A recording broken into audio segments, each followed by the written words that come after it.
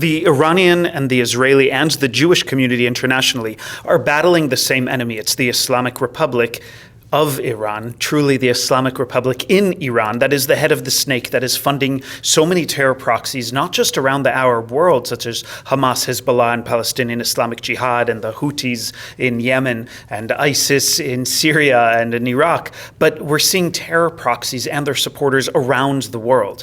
There are Iranians, Israelis, and Jews who all understand the facts, understand that the Islamic Republic is behind so much of the terror that we're seeing around the world, and we must be united. So that's why I'm passionate about that connection of the true Iranian community who is fighting for freedom, who's fighting for democracy, who's fighting for the freedoms that we see around the West, whether it's freedom of religion, equal access to education, healthcare for all. They're fighting for those rights.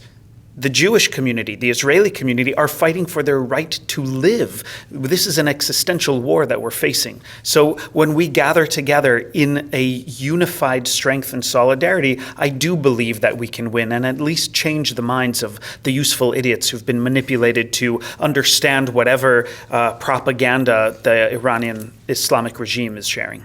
I've been connected to the Iranian community since I was a child, actually grew up in the DC area. And I remember as a little kid when all of a sudden there were all of these Iranian families that I was meeting, people who fled Iran and were creating a life for themselves in the United States. At the same time, I was meeting Iranian families who were doing the same thing in Israel, Jewish Iranians who had to flee the Islamic Republic.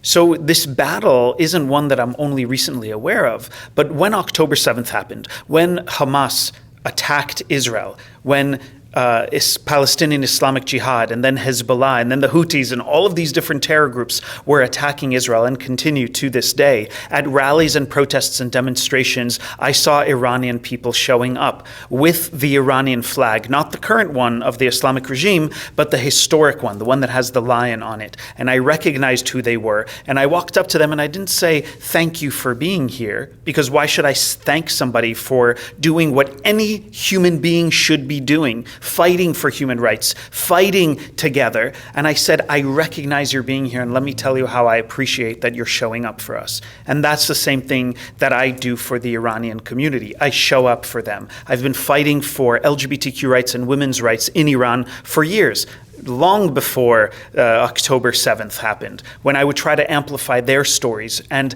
inform people about the tragedies that are happening. That's what we must do for each other, not because we just have the shared common enemy, but we have shared common goals of peace, of rights, of democracy, of being able to be who we are and how we want to be. So that's why I'm here today. That's why I'm passionate about being here today. That's why I'm honored to have been invited here today, and why I'll continue showing up.